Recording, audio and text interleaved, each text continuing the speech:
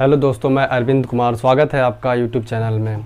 आज मैं आप लोगों को भारतीय संविधान में शाही उपाधि अधिनियम 1876 के बारे में बताऊंगा। इससे पहले मैंने आपको 1873 का अधिनियम बताया था। तो उसमें मैंने आपको बताया था कि जो भारत में ईस्ट इंडिया कंपनी थी उसको किसी भी तरह से किसी भी समय भंग कर दिया जा सकता है, जिसके फलस्वरूप होता क्या है कि 1 जनवरी 1884 को औपचारिक रूप से कंपनी को पूरी तरह से भंग कर दिया जाता है। ठीक है, तो अगला हेडिंग डाल लीजिए, शाही उपाधि अधिनियम 1876। इसमें क्या होता है आइए देखते हैं। इसमें हम लोगों को सिर्फ 2 बातों को ध्यान में रखना है। ठीक है, सिर्फ 2 बात परीक्षा की दृष्टि से महत्वपूर्ण है। ठीक है, कौन कौन सी 2 बात हैं? पहली बात तो है कि महारानी विक्टोरिया को भारत का सामग्री घोषित किया गया। आपको पता होगा कि अगर इसके पहले मेरा 1858 का भारत शासन अधिनियम का अगर जो वीडियो आपने देखा होगा तो उसमें आपको पता चला होगा कि मैंने आपको बताया था कि 1858 का भारत शासन अधिनियम जो था उसके तहत ब्रिटिश क्राउन का तो शासन भारत पर आ चुका था, इसमें कोई 2 राय नहीं था। लेकिन भारत में महारानी की नियुक्त महारानी विक्टोरिया की शाही उपाधि अधिनियम 1876 के तहत किया गया था। ये तो पहला पॉइंट था। दूसरा पॉइंट इसमें यह था कि गवर्नर जनरल के केंद्रीय कार्यकारिणी में सदस्यों की संख्या 5 से बढ़ाकर 6 कर दिया गया। 5 से बढ़ाकर 6 कर दिया गया और छठे सदस्य को विधि सदस्य के रूप में छठे सदस्य को PWD यानी लोक निर्माण कार्य के रूप में सौंपा गया। ठीक है, मैंने आपको बताया था 1833 के चार्टर एक्ट में टोटल सदस्यों की संख्या कितनी थी? 3 थी। तो यहाँ से 1 बढ़ाकर 4 कर दिया गया और चौथे सदस्य के रूप में लॉर्ड मैकाले को विधि सदस्य के रूप में भारत भेजा गया था। फिर आता है आपका 1861 का भारत परिषद अधिनियम। इसमें क्या होता है? इसमें 4 से 1 बढ़ाकर 5 कर दिया गया और 5वें सदस्य को विधिवेत्ता होना अनिवार्य कर दिया गया। और फिर 1876 का अधिनियम आता है, इसमें 5 से बढ़ाकर 6 कर दिया जाता है और छठे सदस्य को लोक निर्माण कार्य जो वर्तमान में PWD है उसे सौंपा गया है। ठीक है, तो यही 2 पॉइंट हैं। आइए लिख लेते हैं इसको। हेडिंग डाल लीजिए, शाही उपाधि अधिनियम 1876। इसमें पहला पॉइंट लिखिए, शाही उपाधि अधिनियम 1876 के तहत शाही उपाधि अधिनियम 1876 के तहत भारत में महारानी विक्टोरिया को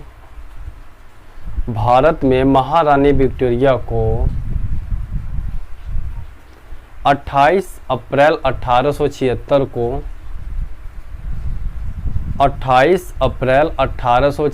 को एक घोषणा द्वारा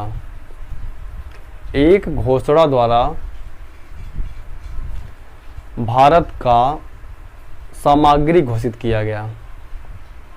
एक घोषणा द्वारा भारत का सामग्री घोषित किया गया और फिर इनको केसर ए हिंद की उपाधि दी गई और फिर इनको केसर ए हिंद की उपाधि दी गई। ठीक है, पहला पॉइंट कंप्लीट हो गया आपका। लिखिए दूसरा पॉइंट, शाही उपाधि अधिनियम 1876 के तहत शाही उपाधि अधिनियम 1876 के तहत केंद्रीय कार्यकारिणी में सदस्यों की संख्या बढ़ाकर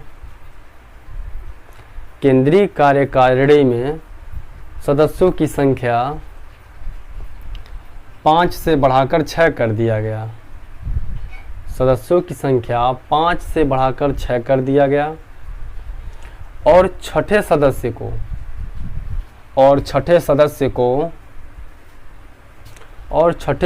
को लोक निर्माण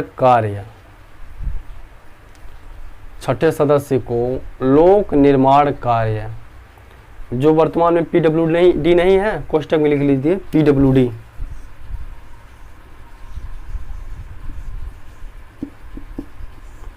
जो वर्तमान में PWD नहीं है सौंपा गया, कोष्टक में PWD का कार्य सौंपा गया।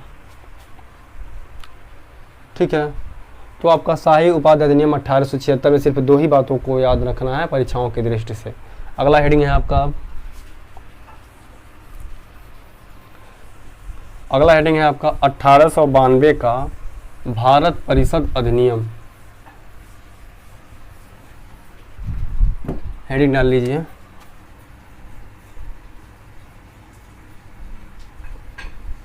अठारह सौ बानवे का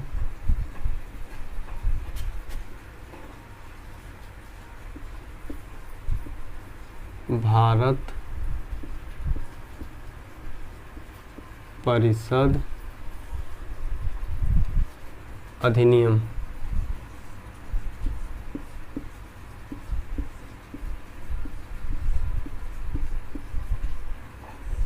अठारह सौ बानवे का भारत परिषद अधिनियम,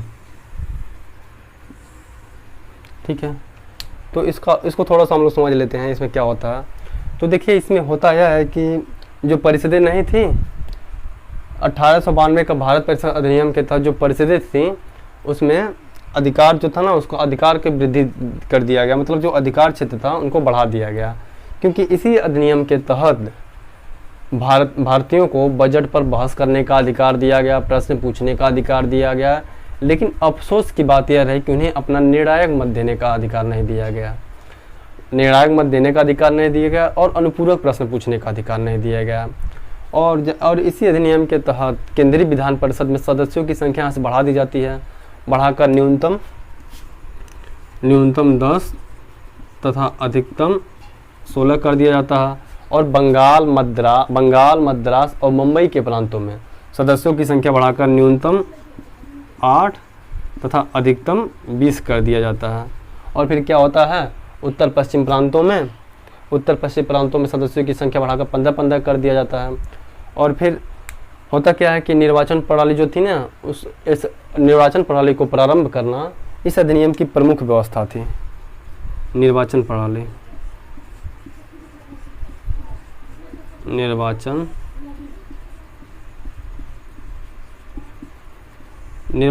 को प्रारंभ करना इस अधिनियम की प्रमुख व्यवस्था थी, जिसके फलस्वरूप क्या होता है कि भारत में पहली बार अप्रत्यक्ष चुनाव प्रणाली का जन्म होता है। अप्रत्यक्ष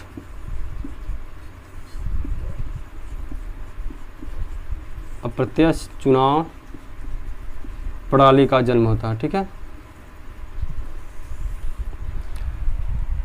तो ठीक है, आइए इसको हम लोग लिख लेते हैं थोड़ा सा। हेडिंग डालिए 1892 का भारत परिषद अधिनियम।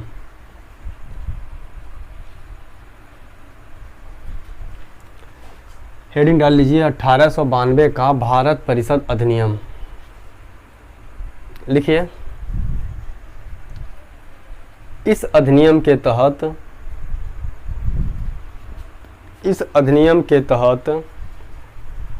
परिषद के अधिकारों में वृद्धि कर दिया गया। इस अधिनियम के तहत परिषद के अधिकारों में वृद्धि कर दिया गया, क्योंकि इसी अधिनियम के तहत भारतीयों को पहली बार बजट पर बहस करने का अधिकार दिया गया। भारतीयों को पहली बार बजट पर बहस करने का अधिकार दिया गया, प्रश्न पूछने का अधिकार दिया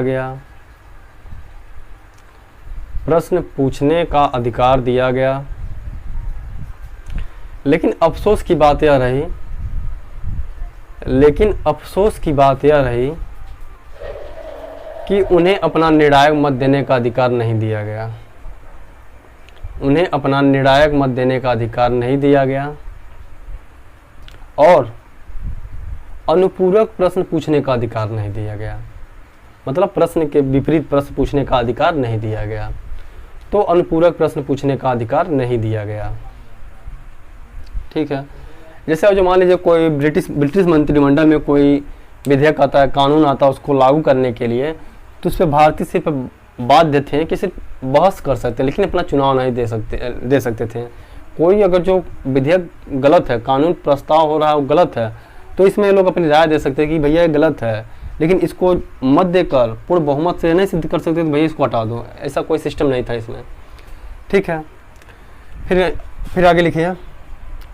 फिर 1892 के भारत परिषद अधिनियम के तहत, फिर 1892 के भारत परिषद अधिनियम के तहत केंद्रीय विधान परिषद में, जो विधान परिषदें थी, तो केंद्रीय विधान परिषद में सदस्यों की संख्या बढ़ाकर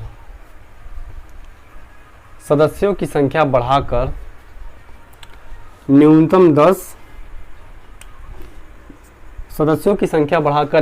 10 तथा अधिकतम 16 कर दिया गया। न्यूनतम 10 तथा अधिकतम 16 कर दिया गया, मतलब कम से कम 10 से कम नहीं होना चाहिए और अधिक से अधिक 16 से अधिक नहीं होना चाहिए। ठीक है, तथा उत्तर पश्चिम प्रांतों में तथा बंगाल, मद्रास और मुंबई के प्रांतों में सदस्यों की संख्या बढ़ाकर न्यूनतम 8 तथा अधिकतम 20 कर दिया गया। न्यूनतम 8 तथा अधिकतम 20 कर दिया गया। और उत्तर पश्चिम प्रांतों में सदस्यों की संख्या बढ़ाकर 15 कर दिया गया। उत्तर पश्चिम प्रांतों में सदस्यों की संख्या बढ़ाकर 15 कर दिया गया। ठीक है, और निर्वाचन प्रणाली को आरंभ करना इस अधिनियम की प्रमुख व्यवस्था थी। और निर्वाचन प्रणाली को आरंभ करना इस अधिनियम की प्रमुख व्यवस्था थी, जिसके फलस्वरूप होता क्या है कि अप्रत्यक्ष चुनाव प्रणाली का जन्म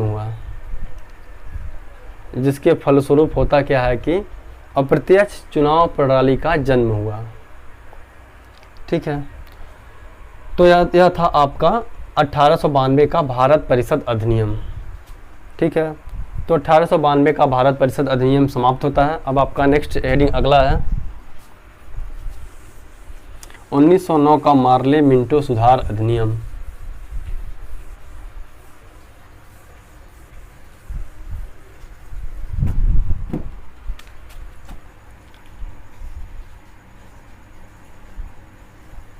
उन्नीस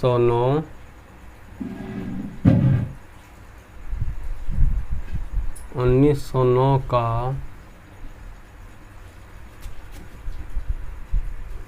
मार्ले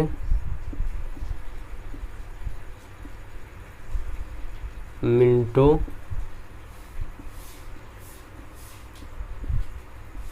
राइटिंग पे मत जाइएगा। 1909 का मार्ले मिंटो सुधार अधिनियम।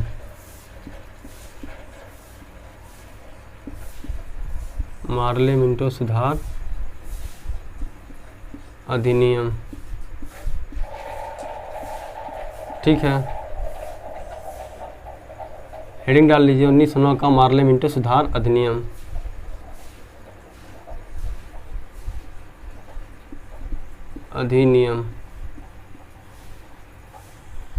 ठीक है,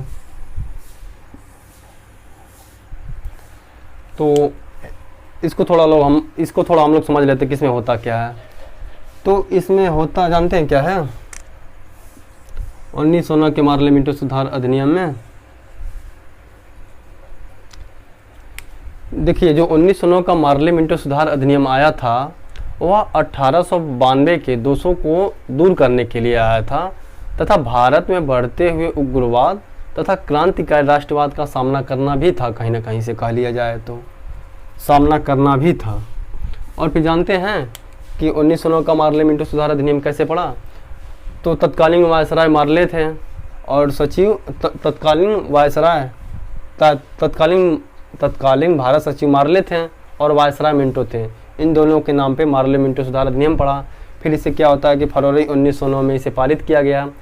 फिर क्या होता है कि इसमें मुसलमानों के लिए फिर होता यह है कि इसमें मुसलमानों के लिए पृथक मताधिकार तथा पृथक निर्वाचक क्षेत्र की व्यवस्था कर फूट डालो राज करो की नीति अपनाई गई। और इसमें और पृथक निर्वाचक क्षेत्र के बारे में लॉर्ड मिंटो ने लॉर्ड मोरले से एक कथन कहा था कि हम भारत में नाक के दांत बो रहे हैं, इसका परिणाम भीषण होगा।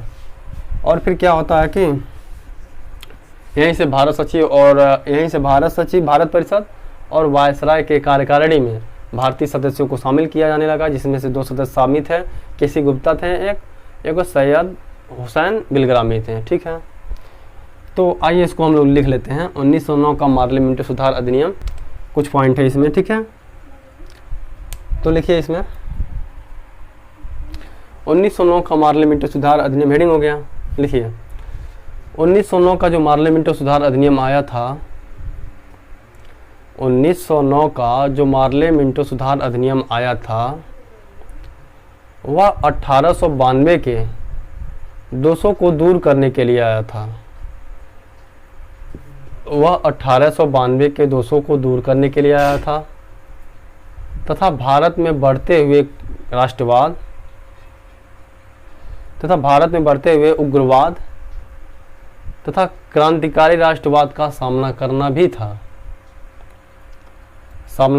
था। और इसी अधिनियम के तहत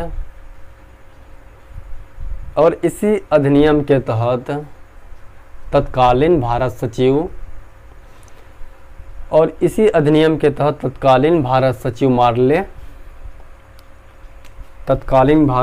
मार्ले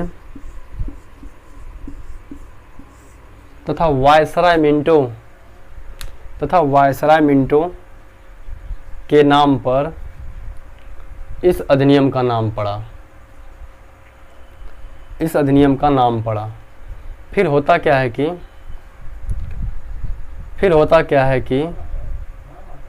फरवरी 1909 में इसे सर अरुंडेल समिति के आधार पर इसे फरवरी 1909 में पारित किया गया। सर अरुंडेल समिति के आधार पर फरवरी 1909 में इसे पारित किया गया। ठीक है, फिर अगला लिखिए। फिर इसमें होता क्या है कि अगर जो आप अपनी भाषा में नोट बनाएंगे तो आपको बहुत अच्छा लगेगा पढ़ने में। 1 से 2 बार देखने में आपको रटने की ज़रूरत ही नहीं पड़ेगी। ठीक है, तो क्या होता है कि यहाँ से फिर क्या होता है कि मुसलमानों के लिए पृथक मताधिकार तथा पृथक निर्वाचक मंडल की व्यवस्था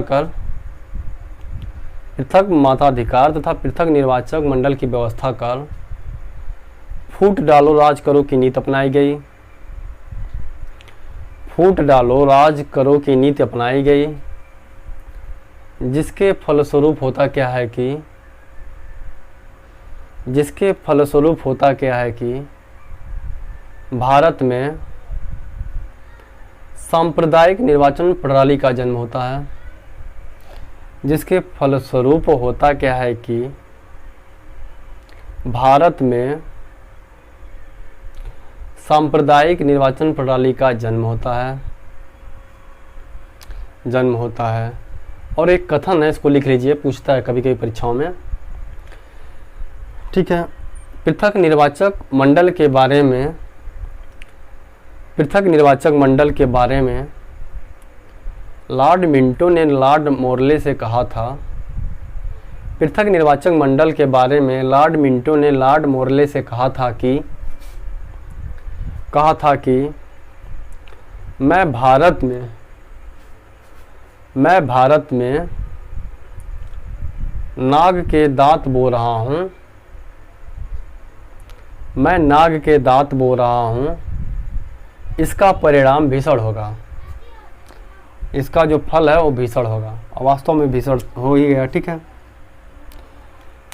फिर नेक्स्ट लिखिए इसी में, और फिर इसी अधिनियम के तहत भारतीयों को बजट पर बहस करने का अधिकार दिया गया, अनुपूरक प्रश्न पूछने का अधिकार दिया गया, भारतीयों को बजट पर बहस करने का अधिकार दिया गया, अनुपूरक प्रश्न पूछने का अधिकार दिया गया, और फिर मत देने का भी अधिकार दिया गया। ठीक है, मत देने का भी अधिकार दिया गया। और फिर इसी अधिनियम के तहत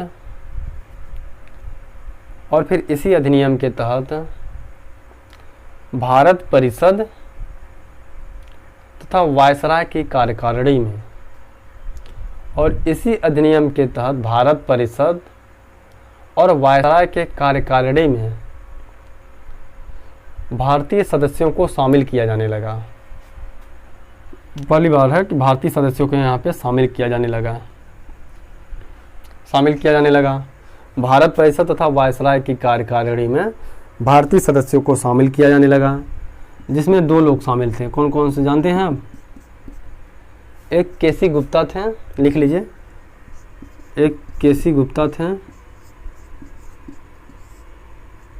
और दूसरा क्या थे? दूसरा सैयद हुसैन बिलग्रामी थे। ठीक है, क्या थे? सैयद हुसैन बिलग्रामी थे। और एक पॉइंट और इसमें लिख लीजिए, और इसी अधिनियम के तहत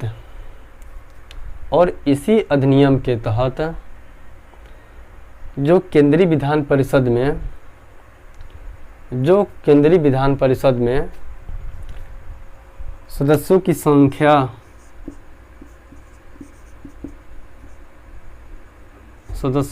न्यूनतम 10 तथा अधिकतम 20 थी, तो इनको बढ़ाकर अधिकतम 60 कर दिया गया। अधिकतम अब केंद्रीय विधान परिषद में अधिकतम 60 सदस्यों को कर दिया गया। अधिकतम सदस्यों की संख्या बढ़ाकर 60 कर दिया गया।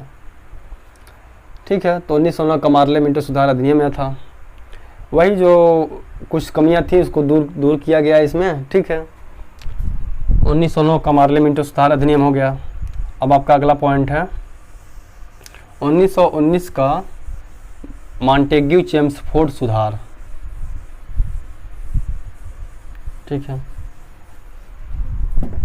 हेडिंग डाल लीजिए 1919 का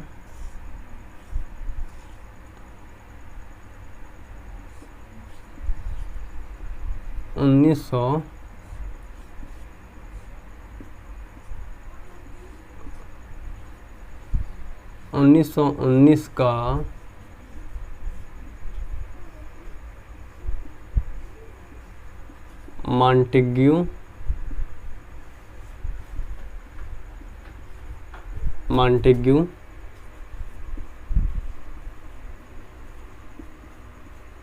चेम्सफोर्ड 1919 का मॉन्टेग्यू चेम्सफोर्ड सुधार अधिनियम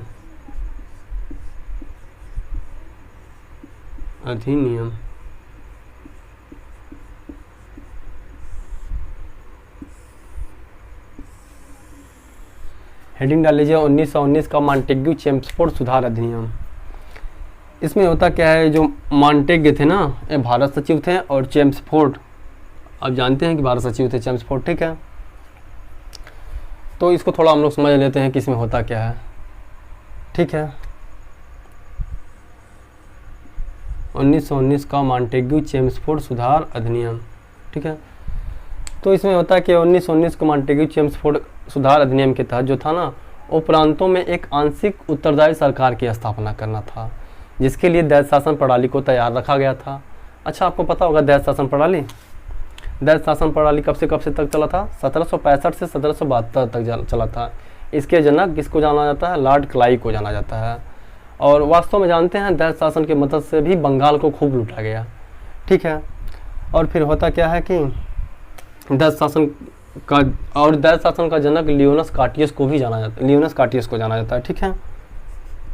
और फिर क्या होता है कि परंतु में आंशिक उत्तरदायी सरकार की स्थापना करना था, उसके बाद स्थापना करना था,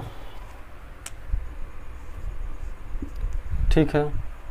तो वही क्या होता है कि फिर क्या होता है, प्रशासन के विषयों को दो भागों में बांट दिया गया, एक प्रांतीय एक केंद्रीय, एक संघ सूची दूसरा राज्य सूची।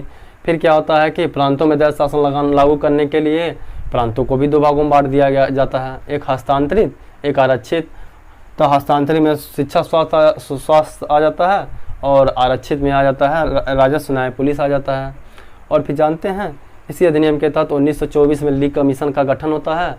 फिर उसके 2 साल बाद यानी कि 1926 में PSC यानी लोक सेवा आयोग का गठन किया जाता है। और यहाँ पे क्या होता है, महालेखा परीक्षक की भी नियुक्ति की जाती है, ठीक है। तो आइए इसको हम लोग लिख लेते हैं। हेडिंग डाल लीजिए 1919 का मॉन्टेग्यू चेम्सफोर्ड सुधार। कुछ पॉइंट इसमें है, ठीक है, लिखिए। 1919 के मॉन्टेग्यू चेम्सफोर्ड सुधार अधिनियम के तहत 1919 के मॉन्टेग्यू चेम्सफोर्ड सुधार अधिनियम के तहत प्रांतों में एक आंशिक उत्तरदायी सरकार की स्थापना करना था, उत्तरदायी सरकार की स्थापना करना था, जिसके लिए दैत्य शासन प्रणाली को तैयार रखा गया था। अब जानते हैं कि दैत्य शासन का जन्म लॉर्ड क्लाइव को जाना जाता है, 1765 से 1772 तक चला था, ठीक है,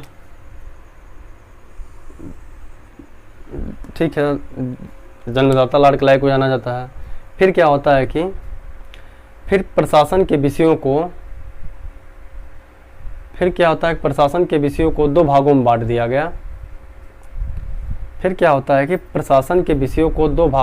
दिया गया। एक को केंद्रीय और दूसरे को प्रांतीय, यानी एक को संघ सूची और दूसरे को राज्य सूची, एक को केंद्र सूची और दूसरे को राज्य सूची, ठीक है। और फिर क्या होता है कि प्रांतों में दैत्य शासन लागू करने के लिए